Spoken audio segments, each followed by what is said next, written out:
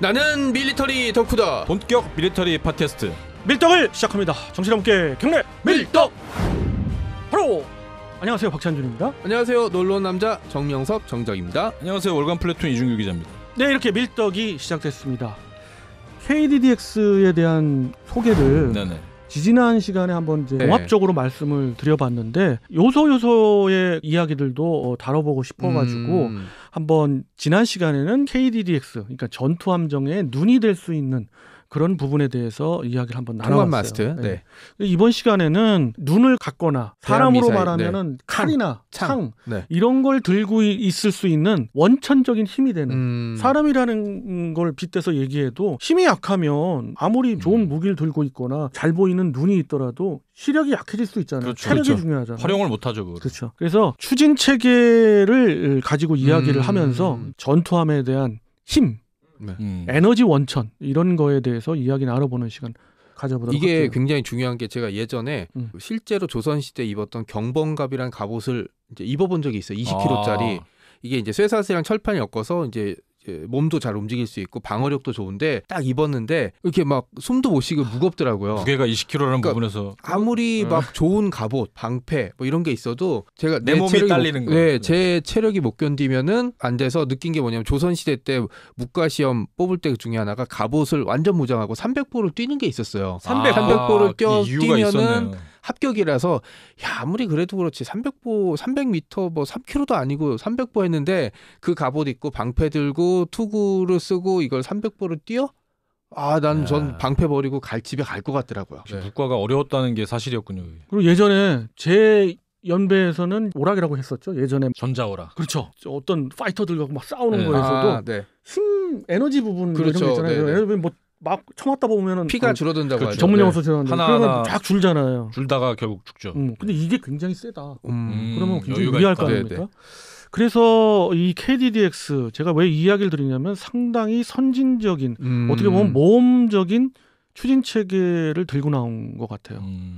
이게 원래가 선도했던 게 미 해군과 영국 해군, 로열 해군이거든요. 그렇죠. 영국 로열 해군의 네어링급이고 그리고 또 주말 특급으로 대변되는 미국의 삽질이라고 하지만 어찌됐든 최신의 기술이 들어간 전투함정이란 말이에요. 그 두 함정에만 적용됐던 거를 이번에 굉장히 세게 그것도 저는 굉장히 개인적으로 파격으로 다가왔어요. 어쨌든 두 가지 종류 중에서 진짜 이게 됐다는 게 좀 놀랍긴 놀랐어요. 그래서 구체적으로 좀 말씀을 드리면 복합식 추진 체계라는 것이 기존의 선진적인 체계였습니다. 가스 추진 방식의 가스 엔진, 엄청난 가스 터빈 엔진의 힘으로 가는 것이 있고 최대 출력을 발휘할 때 전투 대기 해가지고 급속으로 이제 최대 속도를 올릴 때 그 엔진을 쓰죠. 그리고 일반적으로 순항할 때는 디젤 엔진을 씁니다. 뭐 연료도 절감이 될 뿐더러 여러 가지 측면에서 효율적이죠. 그래서 디젤 엔진을 3기나 혹은 어떤 전투하면 2기, 어느 전투하면 4기씩 장착을 하면서 추력을 내고 있어요. 출력을. 필요할 때마다 추진 체계를 바꾸면서 사용을 하는 거네요. 그 두 개의 추진 기관이 컴바인된 게 이제 복합식 추진 체계다. 그래서 그거에 대한 뭐 구조 방식에 따라서 여러 가지로 또 나뉩니다. 구조 복잡하니까 이번 시간에는 제외하고 크게 이제 그렇다. 그리고 여지껏정 그나마 선진적인 전투함정이라면 그 체계에서 왔다 갔다 한 거예요. 그러니까 복합 추진 체계. 그래서 2019년 부산에서 열렸던 마덱스에서 마저도 KDDX는 이 기존에 있는 복합식 추진 체계로 가는 줄 알았어요. 근데 2020년 들어서 갑자기 바뀌더라고요. 갑자기 바뀌었고 분위기도 바뀌고 작년에 특히 굉장히 막 작년에 더 바뀌어서 이게 계기가 있을 거 아니에요. 그렇죠. 결국 이 부분에 있어서는 한계를 노출할 수밖에 없다. 현대 전장에 있어서는. 여기에 약점은 뭐냐? 아무래도 디젤 추진을 하게 되면 소음이 있어요. 소음이. 그러면 적성국의 전투함도 이제 스텔스를 강조하잖아요. 더군다나 KDDX는 복합 마스트부터 해가지고 스텔스 형상을 굉장히 강조했는데 그와 맞물리려면 추진기관도 스텔스성을 더 강조해야 되지 않습니까? 그러니까 집을 이렇게 예쁘게 잘 지어놓고 잘 포장했는데 기반이 약하면은 아무 소용이 없는 거랑 똑같은 거네요. 와르르 무너지죠. 그렇죠. 그다음에 또 잠수함에 대한 위협 체계도 있고 잠수함의 탐지 체계나 어뢰도 계속 발달이 되고 있는데 디젤의 그런 진동 뭐 이런 소음이 좀 위협이 될 수 있다. 뭐 그런 것도 부각이 쉽게 됐네요. 탐지가 네. 되죠. 이게 진짜 큰가요? 나 지금 잘 일반인으로서는 잘 몰라가지고 아. 어느 정도인지. 잠수함이 탐지한다 그러면 정말 제가 타본 전투함이 두 가지인데요. 하나는 광개토함급하고 예. 하나는 세종탑급 못 탔어요. 이순신급을 타봤고요. 그 두 전투함정을 타봤는데 묵직하게 움직이면서 소음이 있습니다. 소음이 당연히 있고 그렇지만 그 엄청나게 무거운 함정이 이게 쇳덩어리죠. 네. 예, 15노트 정도로만 순항해도 웅장해집니다. 빠른 느낌이 딱 오죠. 이게. 그렇죠. 빨리 타이타닉 가고 찍는 거예요. 네. 타이타닉. 네. 이런 부분이 있습니다. 그래서 소음을 절감해야 되는 현대전에서 그런 것을 생각했고 또 하나는 요즘에는 스텔스와 그렇죠. 또 하나는 향후의 무기 체계. 이 전투함정의 위협이 되는 무기 체계는 바로 초음속 또는 극초음속 대함 미사일이에요. 그렇지 않겠습니까? 그렇죠. 이것을 막으려면 뭐가 필요할까요? 지금의 CIWS 갖고는 한계가 분명하고요. 레이저 아무리 무기 체계. 그 A사 기반 레이더를 장착을 한다 하더라도 무리입니다. 무리예요. 확실한 무리고 특히 극초음속으로 가면은 못 막는 겁니다. 그거는 못 막아요. 그러면 뭐가 필요한가? 레이저잖아요. 우리가 가끔 얘기했잖아요. 네. 레이저, 또 레일건도 뭐 한번 네네. 이 기자님 얘기한 적이 있고 이런 것들을 하려면 그러니까 허울 좋은 거예요. 그럼 뭐가 필요해요? 전력이 엄청 에너지. 그렇죠. 네. 전기 에너지, 특히 전기 에너지가 필요합니다. 많은 발전량이 필요하죠. 진짜. 그렇습니다. 그러니까 이제 완전 전기식 추진 체계라는 또 다른 하나의 방식이 있어요. 그러니까 복합 추진 체계를 제가 말씀드렸잖아요. 그거에 대비되는 현대식의 완전 전기식. 그러니까 이건 뭐냐면 지금까지 얘기했던 가스터빈 엔진이랄지 뭐, 강력한 네. 그런 가스터빈 6기통, 엔진이랄지 8기통. 예. 그런 또 그걸 보조할 수 있는 디젤 엔진 모두에 나오는 출력을 전기 에너지로 바꾸는 거예요. 그 약간 전기 자동차 그렇죠. 같은 느낌. 그렇죠. 전기배네. 그러니까 전기 모터가 네. 그걸 힘을 받아서 그렇죠. 전투함에 네. 출력도 내고 이게 제가 쉽게 레이저도 쏘고. 그렇죠. 그렇죠. 쉽게 좀 이렇게 비유해서 좀 잘 들었는지는 모르겠지만 전기 자동차랑 휘발유 자동차를 탔거든요. 확실히 전기 자동차가 소음이 없어요. 이게 시동 건지도 몰랐어요. 음. 그 정도로 조용하더라고요. 맞습니다. 네. 버스도 전기 버스 타고 있으면 이게 뭐 달리고는 있는데 소리가 거의 안 나죠. 그런 원래는 거랑 비슷합니다. 예. 원래는 덜컹덜컹 그죠. 이런 게 네. 있어야 되는데 그런 네. 게 없더라고요. 그래서 두 진동도- 가지예요. 예. 소음, 현대전에서 가장 핵심으로 삼고 있는 어디에나 적용되는 스텔스. 그 다음에 또 하나가 바로 미래의 무기 체계. 극초음속이나 초음속 미사일을 대응할 수 있는 미래 대공 무기 체계로 각광받고 있는 레이저나 레일건 예. 혹은 EPH라고 하는 그런 미래 무기. 뭐 여러 가지를 볼 때는 전기 에너지가 필요하다. 많은 양의 그래서 전기 에너지 미래전에 적합한 거는 완전 전기식이다라고 결론을 지어서 글로 방향을 틀은 거예요. 오. 궁금한 게 하나 있는데 정말 배가 크잖아요. 동력에 관련된 힘도 굉장히 많이 이제 들어갈 거고 이 에너지를 감당할 만한 배터리가 결국 중요할 것 같은데 이 부분은 좀 어떻게 제작이 그래서, 될 건지. 예, 가장 중요한 거는 그 에너지를 변환시키는 영구 자석 모터라고 흔히 하죠. 전기 모터. 이 모터의 성능이 중요한데 이 모터의 성능에서 문제점이 드러났었죠. 일단 우리가 살짝 한번 맛배기를 볼까 해서 대구급 배치 2에 적용을 한번 해봤어요. 근데 대구급 배치 2가 몇 개월, 수십 개월은 아니지만 수개월을 항구에 그냥 처박혀 있었죠. 예, 이거 초기에 그래서 언론들이 막 음. 비판을 많이 했었죠. 그래서 나는 왜 이거는 조중동에서 보도를 안 할까 하는 그런 의구심도 들었는데 뒤늦게 몇 군데에서 했습니다. 나중에 했죠. 네. 예, 우리가 일반 매니아 저 같은 사람도 매니 이제 기자분들하고 이야기도 나누는데 그거 왜 안 해요? 뭐 이런 얘기를 좀 하기도 했는데 부담스러우신 거죠. 그런 이야기를 해군에서 들었지만은 공표하기가 그렇죠. 여러 가지 뭐 측면에서 부담스러웠던 거고 이게 또 그런 측면도 있습니다. 초도함에는 여러 가지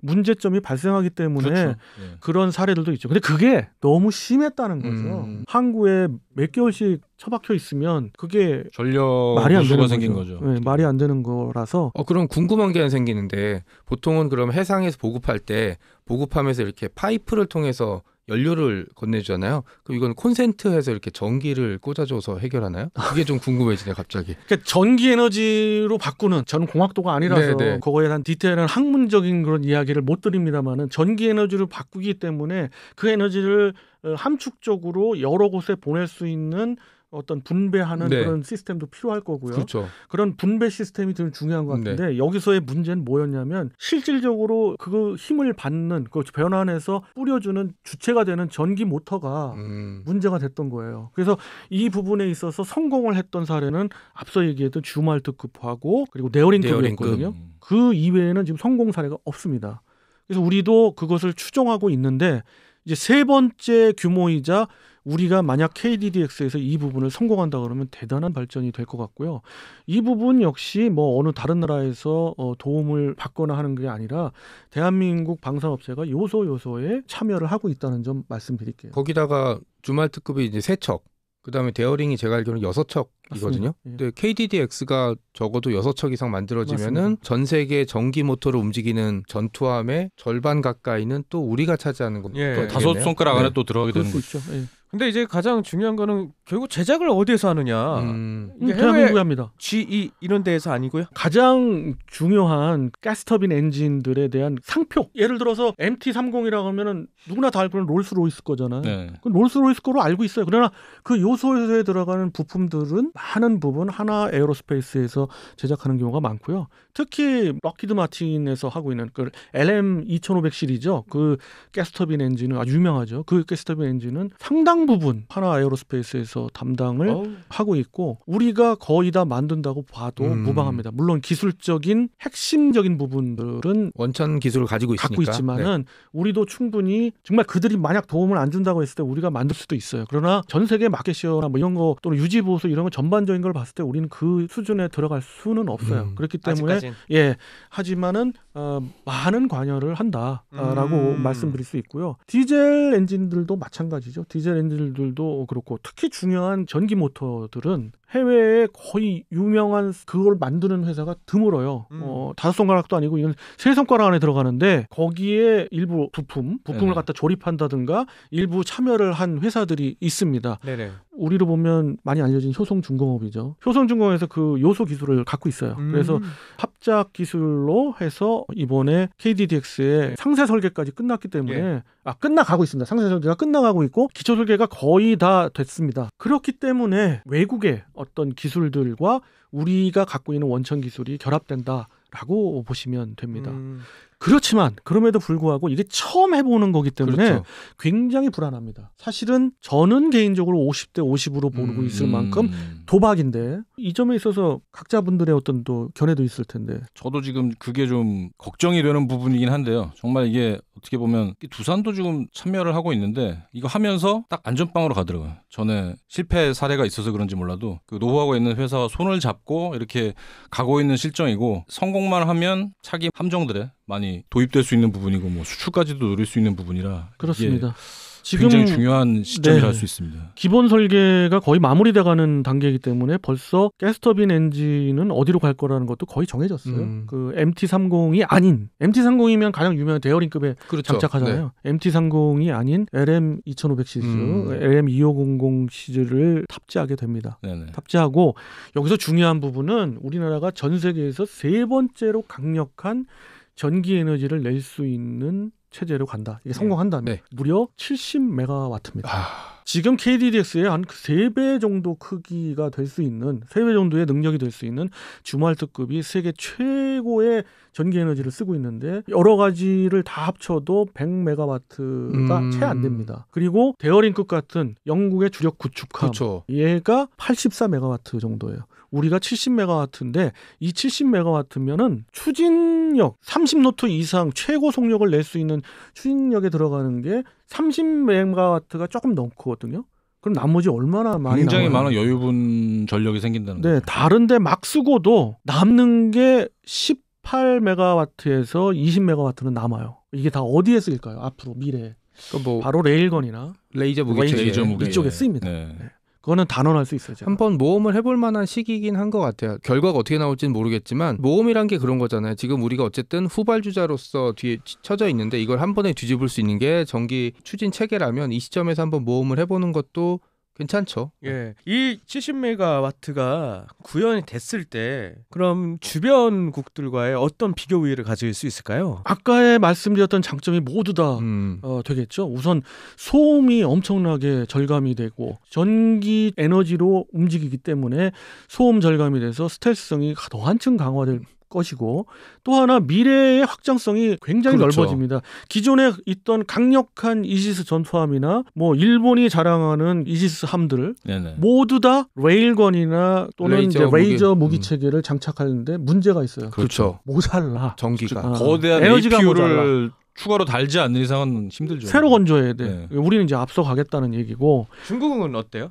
중국은 시작도 안 했지만 중국의 중요한 부분, 이 부분에서 중요한 건 조금 다른 부분인데 얘네들은 레일건에 아주 목숨 걸고 있습니다. 특히 2011년부터 레일건을 놓지 않고 있습니다. 미국에 비교해 봤을 때 미국은 드랍했거든요. 미국은 가성비가 좀 애매하다. 그래서 미국이 드랍한 이유는 원래 미국의 ROC가 410km를 그렇죠. 사거리로 할 수 있는, 그러니까 그쪽에 쓰일 수 있는 전력 규모가 거의 30메가와트를 잡아먹는 그런 레일건을 도입하려고 했는데 그거보다 조금 낮은 단계를 도입을 일단 시작을 했어요. 처음부터 가면 안 되니까 한 절반 정도 사거리 200km 정도. 그랬지만 결국 그런 체계가 안 되기 때문에 드랍한 거고, 중국은 그에 비해서 자기들은 이제 계속해서 하고 있죠. 어떤 결과물이 나올지는 모르죠. 자, 그래서 이번에는 전투함의 힘에 대한 새로운 패러다임을 말씀드렸고, 이 체계로 다른 급의 전투함들도 바뀔 것 같다. 이보다 좀 더 줄어들면 뭐겠어요?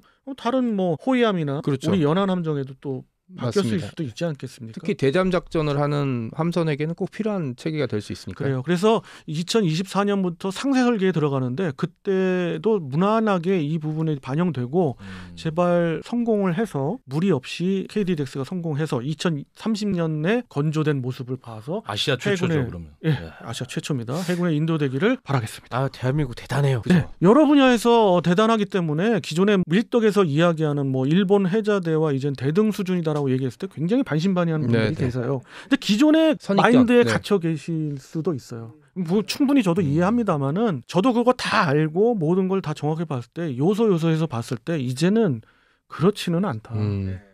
그리고 일본은 무엇보다 여러 분야에서 지는 해다. 국방비를 아무리 늘리려 해도 그들은 늘릴 수가 없다.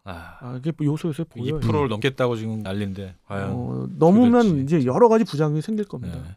우리도 물론 그런 리스크가 있는 국가지만 우리는 그래도 지금껏 잘해왔고, 그렇죠. 그리고 한번 발표를 했을 때 상당히 신중을 기해서 발표하는 거를 지금까지 10년 동안은 그래오더라고요. 그런 걸 봤을 때는 50%의 가능성에 좀 더 기대를 걸고 이 시간 마치도록 하겠습니다. 여러분들도 같은 생각일 겁니다. 다음 시간에 또 다른 긍정적인 주제를 가지고 여러분 찾아뵙도록 하겠습니다. 청취자 여러분께 경례 밀떡!